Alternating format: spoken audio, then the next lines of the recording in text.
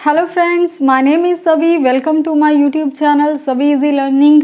आज इस वीडियो में हम 11th क्लास बिजनेस स्टडी का फर्स्ट चैप्टर ही कंटिन्यू करेंगे। तो ऑलरेडी हम जो है बिजनेस जो है उसका मीनिंग, फीचर्स और ऑब्जेक्टिव्स कर चुके हैं।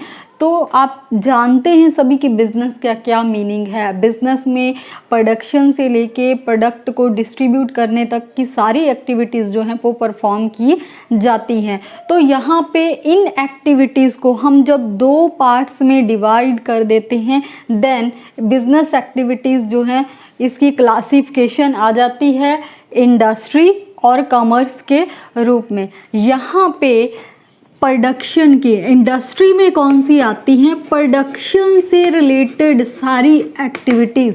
प्रोडक्शन मतलब कोई भी इनपुट है, प्रोसेसिंग होती है, उसके बाद आउटपुट। मतलब इनपुट अगर रॉ मटेरियल है ना, जो भी रिसोर्सेज हैं हमने डाले, और उसके बाद प्रोसेसिंग होगी, देन फिनिश्ड गुड्स जो हैं वो बन के तैयार हो जाएंगी कस्टमर के लिए। तो ये जो प्रोसेस है इसको हम जो है इंडस्ट्री कहते हैं। प्रोडक्शन के बाद वाली सारी की सारी एक्टिविटीज़ जो हैं वो कॉमर्स में आती हैं, जो कि अब हम इस वीडियो में फ़िलहाल डिस्कस नहीं करेंगे। तो कंसंट्रेट करते हैं इंडस्ट्री के ऊपर।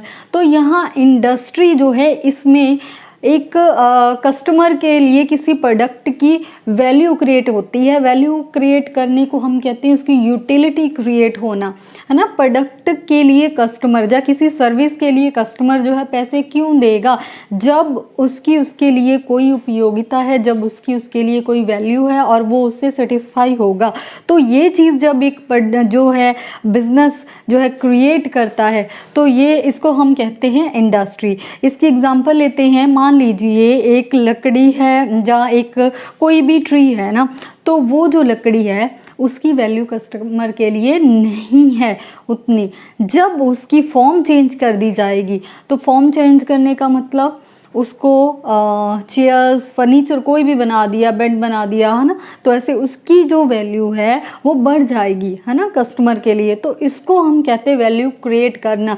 तो ये फॉर्म चेंज करके, प्लेस चेंज करके, उसमें वैल्यू ऐड करके किया जा सकता है, तो जो कि इंडस्ट्री में आता है। तो फर्दर इंडस्ट्रियल एक्टिविटीज़ को हम 3 पार्ट्स में डिवाइड कर सकते हैं।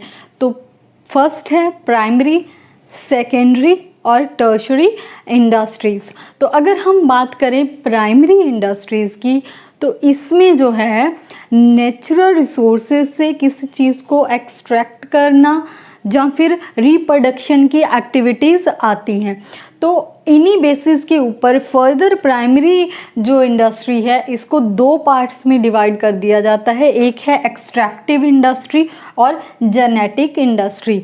तो एक्सट्रैक्टिव इंडस्ट्री जो है उसमें हम नेचुरल जो भी हमारे पास रिसोर्सेज हैं, जैसे उनमें से जब कुछ एक्सट्रैक्ट करते हैं, अर्थ से कुछ एक्सट्रैक्ट कर लिया, वाटर से कुछ एक्सट्रैक्ट कर लिया। एक्सट्रैक्ट का मतलब देखिए, एक्सट्रैक्ट का मतलब होता है बाहर निकालना।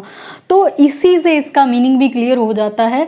जब हम नेचुरल रिसोर्सेज को नेचर के जो दिए हुए हैं, जो हमें प्रोवाइड किए हैं नेचर ने, उनको बाहर निकालते हैं, चाहे वो अर्थ से मिनरल निकालना हो, चाहे वो समुद्र से जो है वो ऑयल निकालना है ना, या फिर समुद्र से, रिवर में से फिशेस निकालना है। ऐसा कुछ भी जब हम निकालते हैं, एक्सट्रैक्ट करते हैं। जब फॉरेस्ट में से टिम्बर मतलब लकड़ी, जब हम जंगलों में से ये लकड़ी निकालते हैं, तो यहाँ हम एक्सट्रैक्ट कर रहे हैं, हम कुछ भी प्रोड्यूस नहीं कर रहे हैं।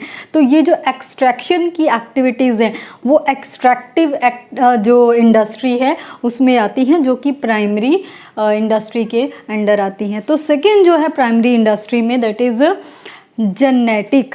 जो जेनेटिक इंडस्ट्री है इसमें ये रिप्रोडक्शन से रिलेटेड है। जैसे मैंने आपको बताया था, जो प्राइमरी इंडस्ट्री है ये नेचर में से रिसोर्सेज को निकालती है, जो फर्दर जो है अदर इंडस्ट्री के लिए जो है इनपुट का जरिया बन जाता है।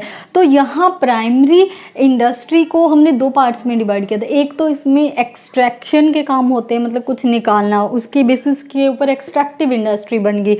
दूसरा इसका है रिप्रोडक्शन का काम। रिप्रोडक्शन आप जानते हैं कि प्रजनन से रिलेटेड है, जिसमें जो है चाहे वो प्लांट्स हैं, चाहे वो बर्ड्स हैं, चाहे वो एनिमल्स हैं, उनकी रियरिंग होती है, उनकी ब्रीडिंग होती है। यहाँ पे अगर हम बात करें तो जब कोई भी नर्सरी है उसमें प्लांट्स उगाए जाते हैं तो वहाँ पे प्लांट्स से और प्लांट्स बनाए जाते हैं। तो ये जो प्रोसेस है, या फिर अगर हम बर्ड्स की बात करें, उनकी ब्रीडिंग की जाती है, रियरिंग की जाती है, तो ये जो चीज़ें हैं इसमें सारे एनिमल्स आ जाएंगे ना। तो ये लिविंग थिंग से रिलेटेड है जो हमारी जेनेटिक इंडस्ट्री है।